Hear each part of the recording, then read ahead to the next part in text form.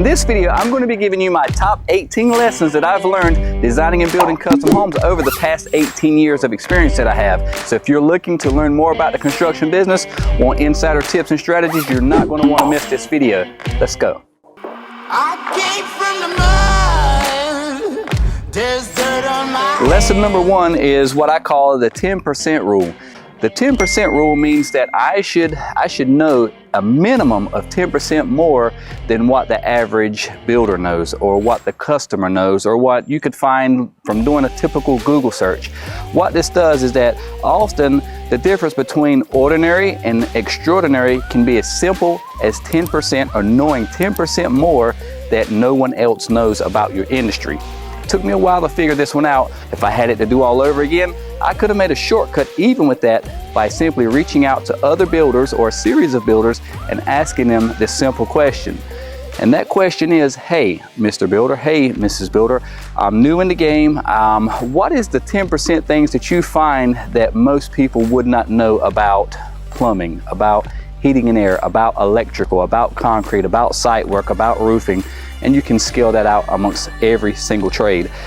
Once you find that information, now when you're talking with clients, talking with vendors, you can sell yourself as being a high-level professional, because everyone they're talking to, they're generally getting the same information, whereas talking with you, they'll be able to get that 10% more that they never could find online or anywhere else, thus making you, in their eyes, the professional and the go-to expert. So bonus tip number one is that you want to get in the habit of learning from other people's failures and not just your own. That was one thing that has caused me to struggle quite a bit over the years, and until I learned to reach out to other people, to seek mentors, seek folks that already has more experience than I did, and ask them what their failures were and keep notes of all of that, I found out that that saying that experience is the best teacher isn't necessarily always true. What I like to say is that learning from other people's failures and their past experience is the best teachers, because it don't cost you as much. So lesson number two is role playing and why it's a must. Now this may be seemingly something unorthodox, but I can't tell you how many times we have to rely on role playing. Now here's what this looks. This is Fred. Say hello, Fred. Hello, how everybody? So Fred, let's say we need to call up a client and we need to give some news. An appliance isn't available. We've ordered it. Let's say we've ordered an appliance and we're waiting for it to come in, or it got discontinued. Let's say the appliance got discontinued. We need to make another selection, right? Where this goes wrong is oftentimes when we get news, we have what we call knee-jerk reactions, and we just pick up the phone and call and give that news without any foresight to how the conversation will go, should go, and we have really no control of where it's going to go. That's because you don't role play that particular situation, so you can kind of anticipate all the different ways that conversation may go. So in this case, we're talking about an appliance that it was special ordered, that's paid for, that it was first back ordered, now we can't get it, we're having to make another selection.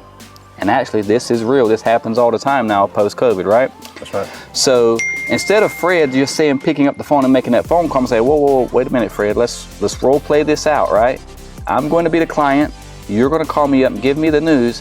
How do you think that's going to happen? What do you think the first question that they're going to ask you or say, or what the response is going to be when you give the news that their special order appliance that's already been paid for is no longer available? I think that they're going to say, how did you let this happen? They say, that's a good one. What else do you think they'll say? What are my options? Okay, so now you see those two questions that was prompted. There's a very good question. So to respond to that first question is, how did you let this happen? Now the way we position things is that we would say, well, you remember how in the beginning we talked about how this is a struggle when ordering appliances, and there's a chance that it may be back ordered in the event we may have to select something new, even though we did everything we were supposed to do on the front end. It's just due to logistics and supply chain issues. Remember we talked about that? And what do you think the client's going to say when you say that? Yeah, I remember that. And then our next question was what now? It was going to be, what is their options, or something along those lines. And so now we're role playing that what the options are. And of course, you'd have already talked to your vendor, is that we could get another selection or get a couple more selections that meet the same size and spec and look, possibly, hopefully for around the same price point. But worst case scenario is that say if it's a little more, Now you anticipate what that question is going to be. Well, if it's more, how does that work? And you come up with an answer for that particular question. And so now hopefully you start to see what the goal of role playing is. It allows you to become prepared for any way that conversation may go. So that way when you're talking, you always seem to be in control of the conversation. Now the key thing here is that when you get really good at this role playing stuff, you have to, you can't get arrogant or cocky or condescending when you're talking with folks. You still let the conversation happen naturally as it would, wait for those questions to come, and then you give those answers. And so that way the person on the receiving end feels like that you're, number one, listening to them, because the worst case of that is you do that and you're seeming like you already know what the person's going to say and you're coming across the wrong way. This is something we've had to learn to get really good at over the years that helps us overcome the day-to-day issues that we face when designing or building custom homes or even commercial projects. And so role playing is a must, and that's lesson number 2.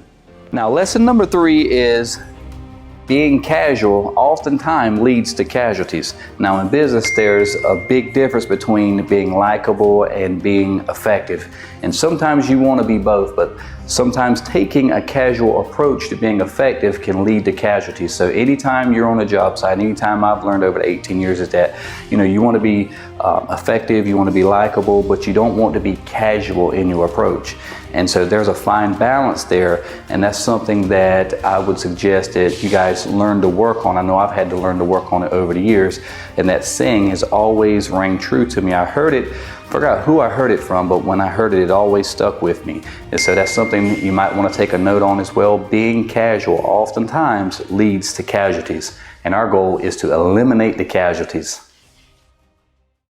And lesson number 4 is the need to have a very diverse set of skill sets. For me, this has been one of the most important and beneficial things that I can contribute to the success that I've had, is because I have a wide variety of skills when it comes to this particular business. Now, how did I gather that? Starting out when I was 24 years of age, I'm 40 now, so I've had many years to gather these skill sets, but it's something that it's helped me in so many different ways. You can start out with things like, one of my first skill sets was learning how to draw the blueprints myself.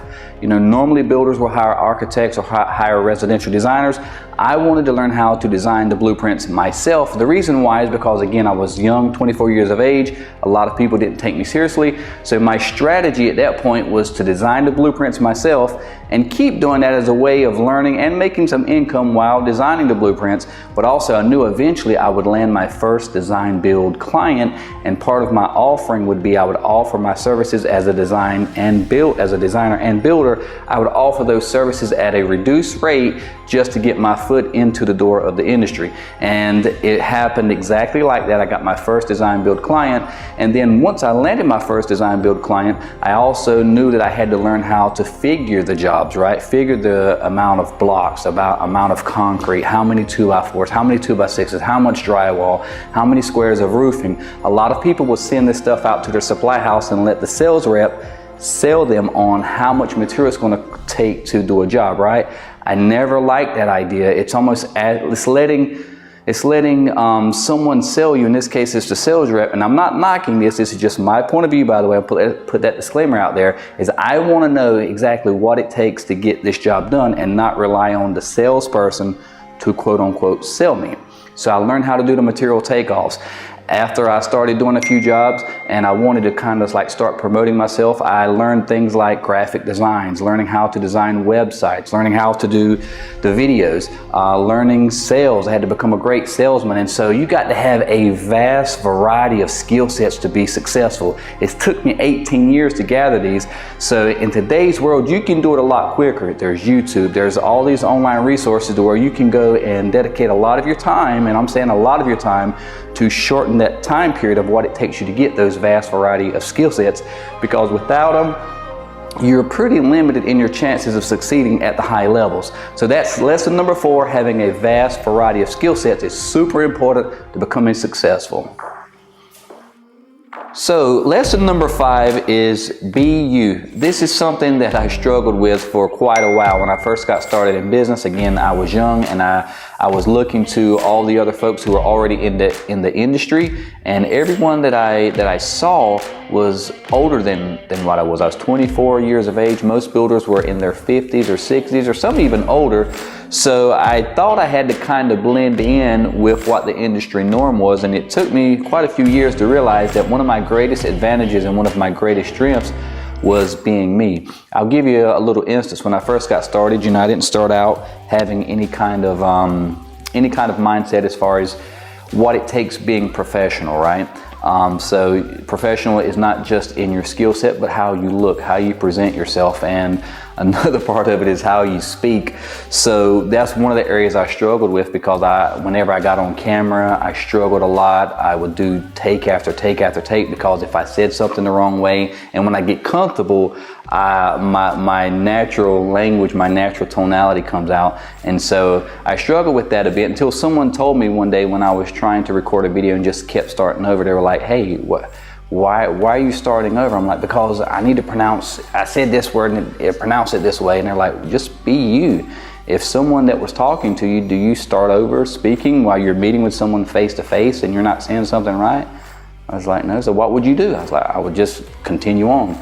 And so that was a good lesson for me to learn, you know, quite a few years ago, is to learn to be me. And when I realized that, I quickly found out that that was really my angle, not to try to be like everyone else, not to try to be like the other builders and the way they did things and the way they approached things, the way they problem solved, the way they interacted with people.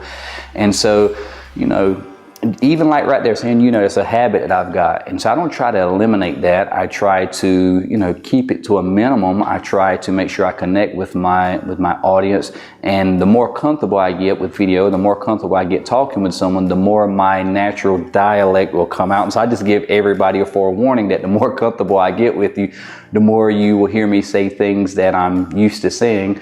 A good case in point is if I was going to say in normal language, it would be, hey, do you mind picking that up over there and placing it there, right?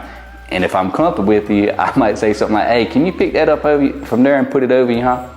That's like us Lumbee language. There's just like a certain dialect that we use. And I've learned not to try to hide things like that, because the goal is while you're watching stuff like this, you feel like you're getting to know the person. In this case, it's me. And what I've learned is that it's helped me stand out in my marketplace. It helps show why I'm different. And I blend that also with some of the things we do in construction, how I use my purpose, my gifts, my talents in this business, but also not change who I am or even try to hide who I am. And it's what's made me who I am today. So being you is super important. So if you're struggling with trying to find a way in your market, it's simple. Just be you. So lesson number 6 is using your talents and gifts and not hiding them. For years and years and years, when in business, I didn't necessarily know what my gifts were, so I couldn't hide them. But for a lot of people, they will have a gift, you will never know it, they might not even know it, but then, you know, you hear, oh, 1 second, like this.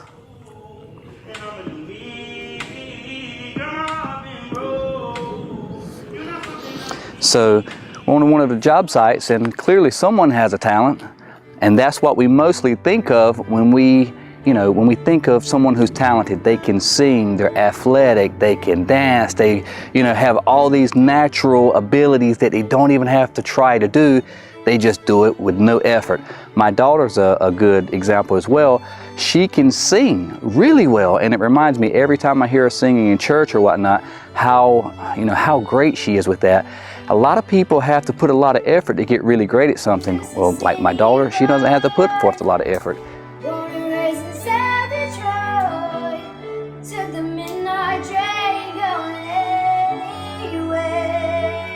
For me, I thought that I wasn't talented, and my talents come from within business. I found out someone had to kind of give me the insight and say, what you mean you're not talented?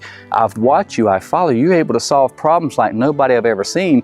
You can have a game plan established, and then something, throws you a curveball, and you know how to pivot in 3 or 4 or 5 different directions and come up with new game plans quicker than anyone I've ever saw. Not only that, you're able to position these pivots and these alternates to clients, to vendors, and whoever you're serving, and give them the bad news, but also giving them the good news and the great news, and kind of balancing that out and positioning that to them and letting them pick the alternatives, and then quickly assimilating a new game plan while keeping the schedule.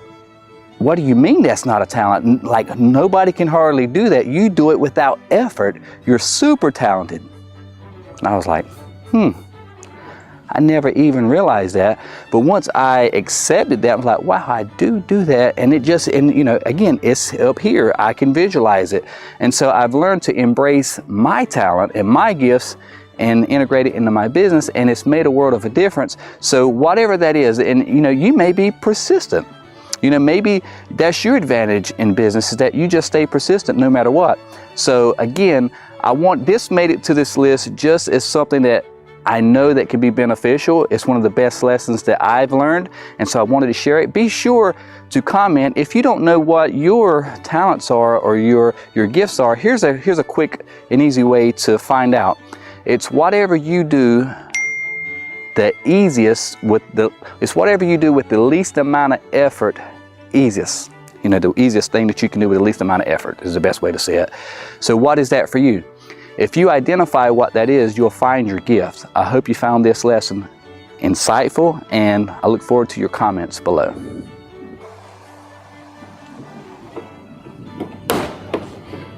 Wow, Fred, got a talent there, brother. Oh, thank you. And I don't mean using the porta-john. You might want to pursue that. Okay, I'll look into it.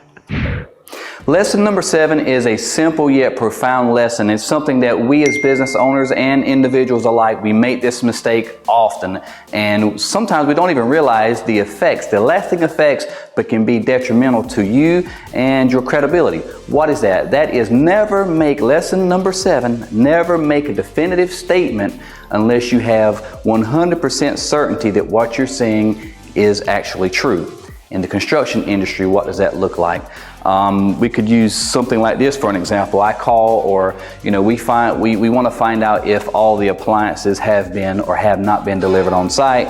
And my team, without checking, let's hypothetically say that they were to say yes, the mini fridge is on site. We schedule our trades to come in to do the installs, and guess what phone call we get as soon as they get to the job site? Hey, I'm here to install these appliances, these fixtures, and we're missing the mini fridge, we're missing the microwave, we're missing the kitchen sink.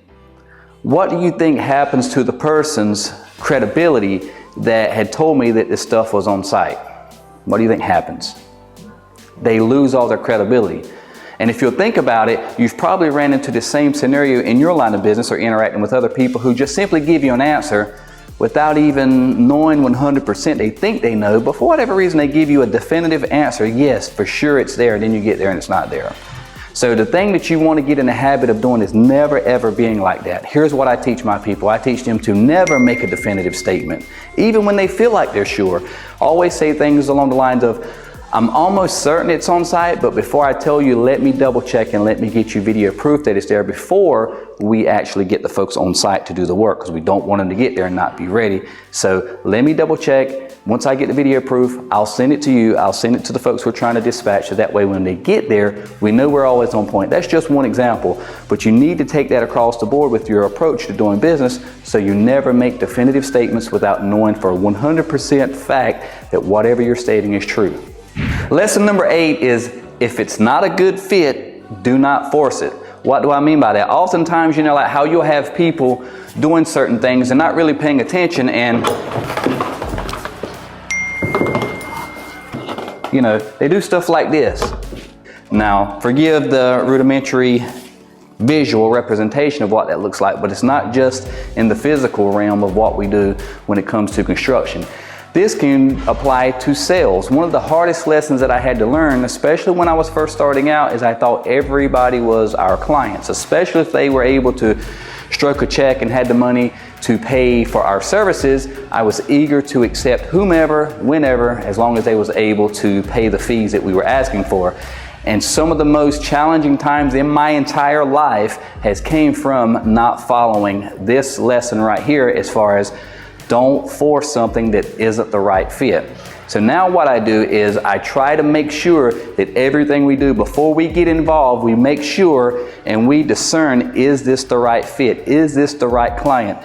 Is this the right tool? Is it being installed the proper way? So that way you're not, because sometimes you can solve one problem also and create another. So you got to be wise in that. And so I want you to know that this has been one of the most beneficial lessons that I have learned in business, is to get to a point to where you can pick and choose your clients, pick and choose your trade vendors who align with you, who has good synergy, who sees your vision. So that way you're not having to try to force those relationships that are not a good fit to fit with your way of doing business.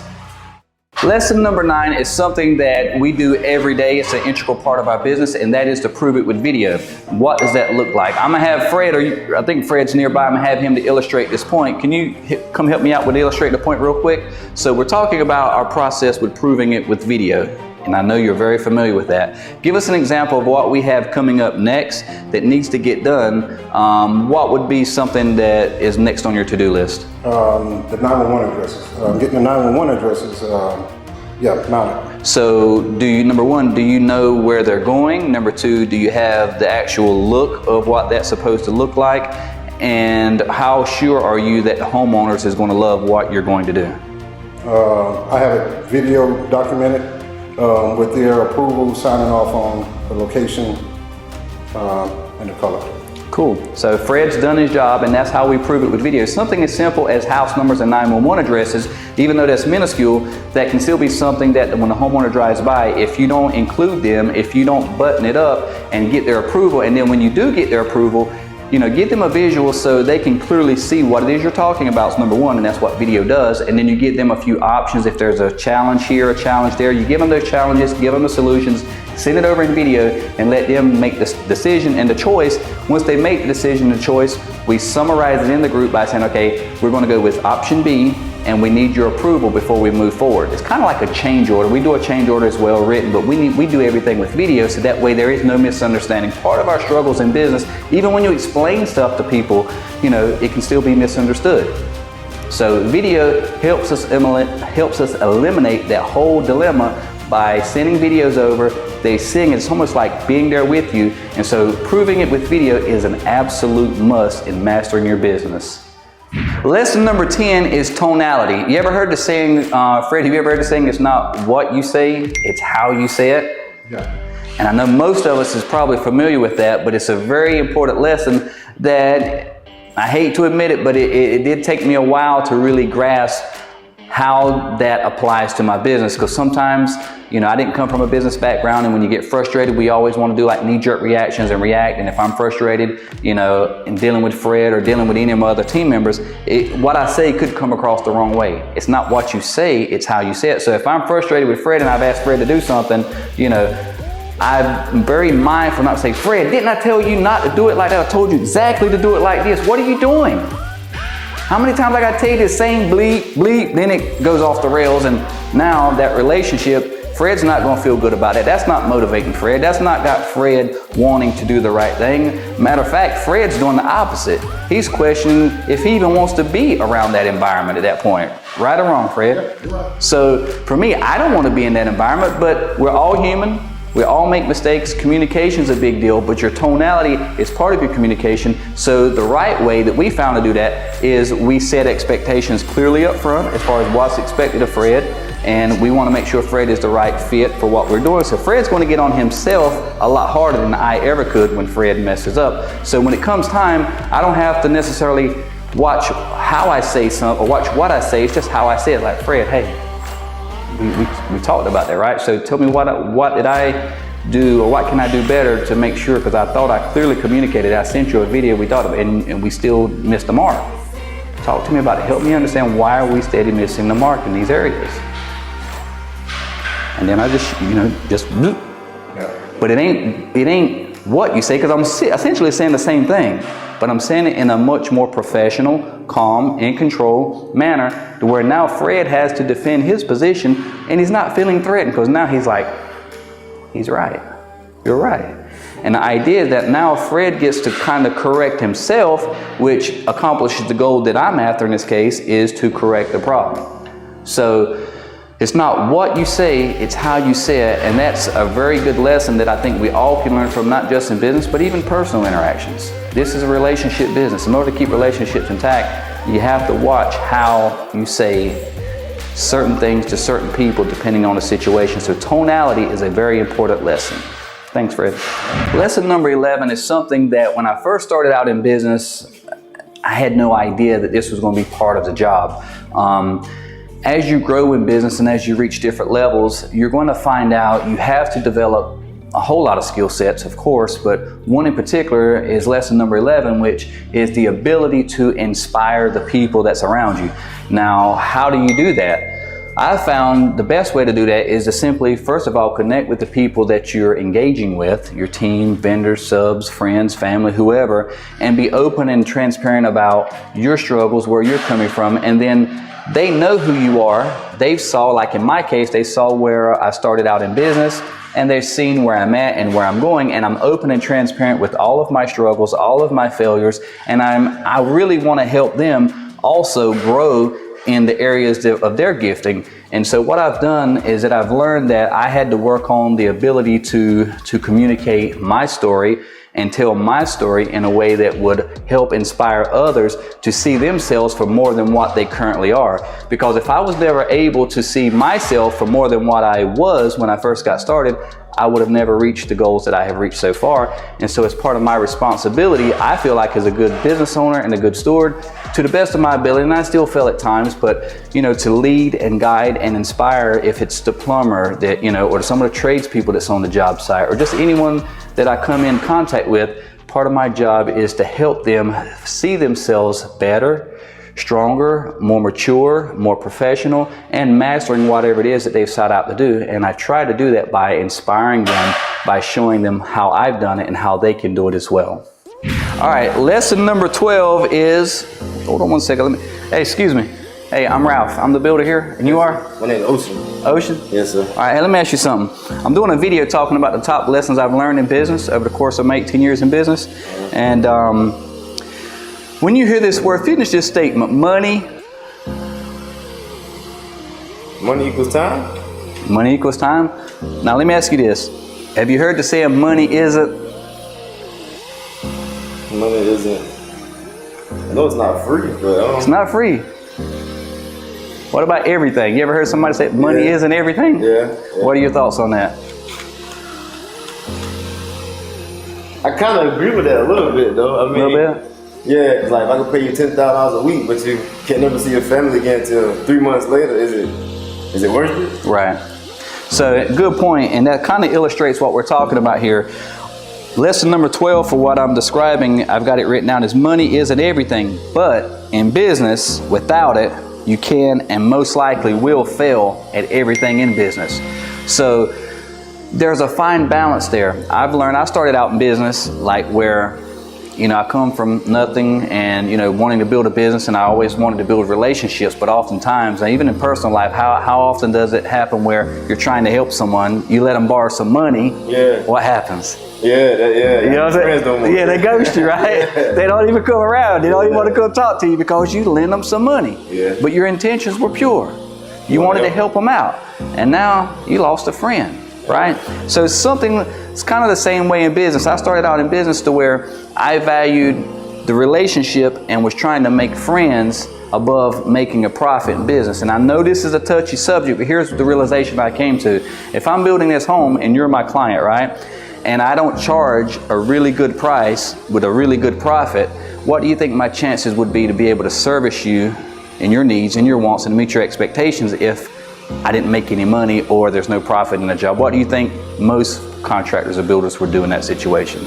Oh yeah, you're gonna lose. You're gonna lose. They probably not answer your phone calls or be attentive to you or whatnot, right? Yeah. So I did it like that for a while, and in the end I kept coming up short, but the expectations and the demands never shrank when the price shrank. Oh yeah. You see what I'm saying? So I had to realize that in business, there's basic laws. In business, we're all in business to make a profit. So one of the things that I've learned is that they say money, isn't everything. Money, the love of money is the root of all evil. Yeah. So I've tried to be mindful of all those things, but one of the things that I've learned too is that in business, you have to make a profit. In business, the money and the profit comes first. Yeah, and what I've learned is when you're making a profit, if you have the right mentality, if you have the right set, if your heart's in the right place, when you're making a profit, how much easier do you think it would be to service you if this was your home whenever you pick up the phone call and that builder's making good profit? He's quicker to pick up the phone, right? Yeah. He comes running because, you know what I mean, it's a good project. See, I had to learn that the hard way because I started out in business thinking I had to be the cheapest. I got to give you a deal. I got to give you a low price. I got to be lower than everybody else. And it almost crushed my business. But I appreciate you helping illustrate that point. Yeah, and so that is, and that's something that I'm hoping people can learn from this type of advice, because it's 18 years of experience. And, lesson number 12 again is money isn't everything, but in business without it, you can and most likely will fail. So it's a lesson I had to learn, and I just recently learned it, say within the past 4 or 5 years. If you will learn that early on, you will skip a lot of headache, a lot of heartache. And be sure, don't let folks borrow money because it can ruin friendships and relationships. Bonus tip, if you do, here's what I do. Whenever I go to loan money out, I ask people, say, hey, it's not a loan, I'm gonna gift you this, right? But we're gonna have the agreement that when I gift you this, then we're gonna have an agreement to where you won't ask me again in the future. Fair enough? If you like that bonus tip, be sure to leave a comment, let me know your thoughts on this as well. Lesson number 13 is situational awareness, knowing your surroundings. So situational awareness is something that's really vital to every aspect of not just business, but everyday life. And it's a skill set. Many people don't even realize it is a skill set to be able to walk into a room, quickly analyze what's in the room, be able to recall it back, know your surroundings, so that way as you're moving and navigating your surroundings, you don't have a haphazard fall, get hurt. Excellent way to illustrate that, by the way, camera guy, Mr. Asbell. So it's an excellent way to show how if you're not careful, even though you've got good intentions, still will not prevent a possible catastrophe from happening. And in construction, it's super, super important to always be aware of your surroundings. Now, not just for your health, for your well-being, but also for your job performance. So let's see what that looks like. I'm here in this garage and I'm looking around. If I'm aware of my surroundings, I'm gonna be knowing that what's in the garage. I know there's a refrigerator here. I know there are appliances here. I know there's some flooring material that's left over. I know there's some trim materials. I know the painters have their ladders here. We still got some scrap material over here. And so while I'm walking in this area, I'm kinda, when you get really good at this, it's something that is kind of intuitional too as well. It's not something you do deliberately. When you walk in, you just take notice of that. And some people are trained in this area. I'm not for sure, but I think maybe police officers are trained in this area. I think maybe folks that does investigations and whoever else that has a need for always being able to kind of read the room. So having that skill set in construction is no different because it lends itself to safety, it lends itself to productivity, it lends itself to almost all aspects. So that lesson is something also that over time I learned how to develop, and it's something that I help train my team on, and I hope that you find value in this lesson also. Hey, whoa, what are you doing? Man, you got to be careful with that, dude. Yeah. Lesson number 14, not having knee-jerk reactions to every problem, because sometimes we can overreact. Appreciate that, helping me illustrate that point. So, we've got a lot of stuff going on in the job site, and this happens often when you have a lot of different trades. Like today, we have the HVAC guys, we have the gas line folks here, we have the welders here, we have a few other trades. And anytime folks are moving and you got all these moving parts, stuff can get damaged unintentionally. And depending on what you got going on, if you already have a stressful day, like a lot of us do, we tend to let our frustrations bleed over into situations. We make mountains out of molehills, is the way I like to call it.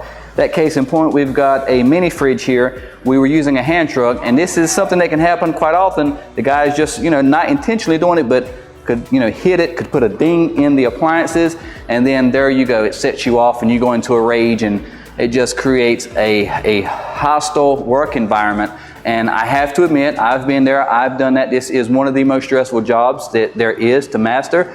But what I've had to learn to do is to focus on these 18 things that we've learned over the years to really want to master them, so we're not having knee-jerk reactions where we're getting mad, we're getting frustrated, we're overreacting, and we're making all these little molehills into mountains every day, because a lot of times we're doing it to ourselves unnecessarily. So this lesson here is something also that's helped me grow in business, and I hope it does the same for you as well. Lesson number 15 is for you to know what your unique selling proposition is, and for you to also learn how to attract your ideal clients and prospects and get them to the point to where they only want to do business with you. Now, this also is a very, very high level skill set to develop and a lesson to learn, because here's the thing, we all want to work with what I like to call ideal clients. We're not always able to do that. Sometimes when you're starting out in business, you have to take whatever comes, and depending on where your business is at, you may have to just take whatever projects that comes through the door. But optimally and preferably, I don't think any of us want to work that way. We want to work with clients that we love working with, that is a great fit for us, who sees the values that we bring, and who will follow the procedures and processes that we have in place, so that way we can fulfill our goals, our purposes in delivering a great product, but also enjoy the process of delivering what they're paying us for. And the way you do that, the way I found to do that, is number one, to implement a lot of the things that I've already discussed and will be finishing out discussing with the 18 lessons. But primarily it's knowing who your ideal clients are, knowing how to speak to them directly in a way that resonates with them, knowing how to make video content that resonates with them, how to get them to feel like they know you without even ever speaking to you. One of the things that we're blessed with now is that when a lot of the clients who we end up building for, we don't build for everyone. There's a very specific type of client that we work for. And the great thing about it is now we've developed systems that we attract those type of people, and we put them through a proven process that actually identifies them and kind of like says, hey, these are your ideal clients. And when they come in, they already know us, they know how we do business, they know our processes, they know they want to do business with us, they know our price points, they know where our strengths are, where our weaknesses are, and we are in perfect alignment with each other. So when they come in, first meeting, we're normally able to get the deal done, to come to an agreement, getting a check written in the very first meeting. And there's no way that you can accomplish that, no way that we could accomplish that, unless we knew our unique selling proposition and we knew who our ideal clients were, we knew how to speak to them. We also know what their pain points are, and we know and are able to demonstrate that we're able to solve all their pain points, so that way once they get all that information, they're comfortable with us to the point to where in the first meeting they're ready to do business. And that, my friend, is a very important lesson. Lesson number 16 is you must be able to pivot quickly and adapt to new game plans when new information or situations arises.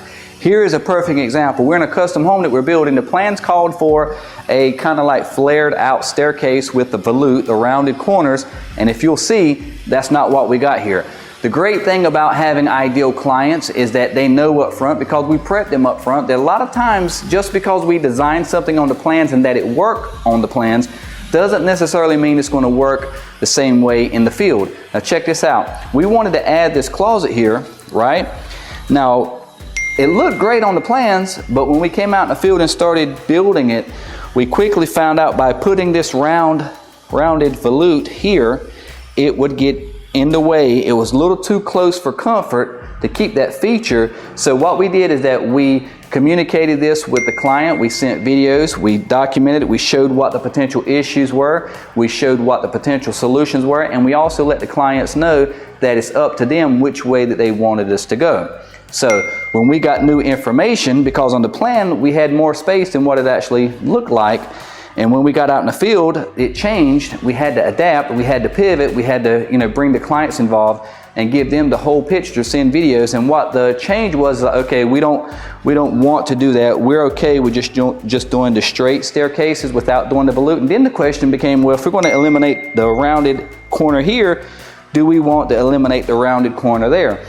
And so as you can see, one thing begets another, and so you have to communicate all this, and you have to be willing to pivot, because the guys were here working, and when we did away with this side, the owners decided to also do away with that side, and then it adjusted our railings a bit because the railings were a little bit more different. So we had to have the knowledge and the foresight to know that one thing affected another.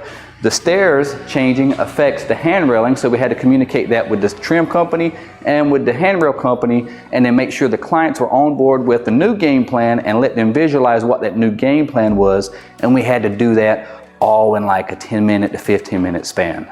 A lot of people, that is a struggle to be able to have a game plan in motion and you've got your whole game plan set, and then when you go to get into action of doing it, this one little thing prevents it, and now the whole game plan is on out the window. You got to quickly assemble a new game plan while under pressure, while people are standing there watching you, and the clock's ticking, and every second that's passing by, every hour that's passing by is costing people money, and you're trying to get with your clients and get all these things answered, and it can become chaotic. But this is a skill set, this is a lesson that if you learn how to do this and pivot and maneuver quickly and assemble new game plans really quickly, the more you're able to do this effortlessly, the higher your chances of succeeding really at the high levels are. So that's a very important tip. Let me know what you think about it in the comment sections below. Lesson number 17 is to never make a permanent decision for a temporary problem.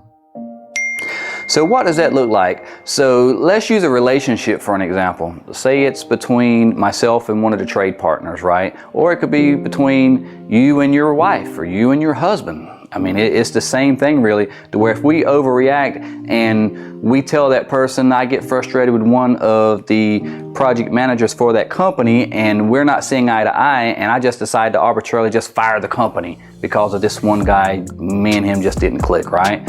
I don't want to create a permanent solution to a temporary problem, because that one guy, that may be the first job he's ever been on with us, and we could just simply ask that, hey, we don't want to work with this guy, we would rather work with the guy that we've worked so well. Can we swap that around and everybody's happy? You see what I'm saying? Same thing could go with your fiance or your wife or your friend or whoever, to where if you guys aren't seeing eye to eye, there's no use of destroying that whole friendship and terminating that friendship off of a small problem or a temporary problem, right? Same thing applies in business, and it's just something that we've learned to integrate in our way of thinking across the board for all of our day-to-day operations. Lesson number 18 is having the ability to read people, read the room, how to discern information quickly. What this looks like is that in business, if you don't gather these skill sets, then again, your chances of succeeding is going to diminish. What this looked like for me was, I can remember one instance where I had 2 appointments booked back to back, where I was meeting some clients, did a really good job making my presentation, but I did a horrible job reading the people, reading their personality, reading their body language. I did the presentation, sold the deal, they were ready to sign up, and I bombed it. I didn't know when to go in and close the deal. I lost both deals, and ultimately my business partner was the one who really drove this home for me. It's like, what are you doing? You didn't see, you weren't able to read the people, their facial expressions, their body language, and you had them sold, they were ready to do business, but by the time they were done, they had decided to wait. Do you even know why? And I was clueless, right? But thankfully, I'm the type of person is when I know my flaws, I know what I need to work on, I hyper focus on that, and over time I will get really great at that. And so I just wanted to share this last lesson with you, not meaning that it's of any higher level or lower level of importance, but all 18 of these lessons are something that you need to really focus on collectively if you want to up your game and go to the next level in your business. If you've liked this series, you like these videos, let me know which one of these lessons resonated with you the most by commenting in the section below. And of course, if you haven't done so by now, be sure to subscribe, like, comment, and turn the notification bells on, and share this with your friends, also letting them know which lesson you think may help them in their personal walk in life or in their business life. I'm Raphael Locklear with SoutheasternGeneralContractors.com. Don't be afraid of the dark, be careful with stars. Not every light is gonna guide you, baby. Don't let them rain on your spark. Keep it close to your heart. All of the pressure's gonna drive you crazy. Close your eyes to the madness. In the morning it's all gonna vanish. Don't be afraid of the dark, be careful with stars. Not every light is gonna guide you. Not every light is gonna guide you. Yeah, when I blow up, I'ma soar high like Peter Pan. In real life, be living out my dreams. If I'm waking up, it's in a foreign land. Whole wrist covered up in ice. Dealership, never ask the price. I hit the mall and ball with my dogs. Yeah, I swipe it once without thinking twice. Cause this what I was made for. Man, I know this what I came for. On a big stage, couple thousand people, and they do whatever I say so. Have chicks that color of the rainbow. Yeah, chains on me like Django. Be a long way from my tank low. Cause my Tesla charge for them bank rolls. And I'm grinding, money on my mind, and I'm headed to the top. I won't stop until I find it. Write my name in diamonds, but all these lights are blinding. I wonder, is it worth it? Feel like I'm losing my mind. Yeah, remind me. Don't be afraid of the dark, be careful with stars. Not every light is gonna guide you, baby. Don't let them rain on your spark. Keep it close to your heart. All of the pressure's gonna drive you crazy. Close your eyes to the madness. In the morning it's all gonna vanish. Don't be afraid of the dark, be careful with stars. Not every light is gonna guide you. Don't be afraid, don't be afraid.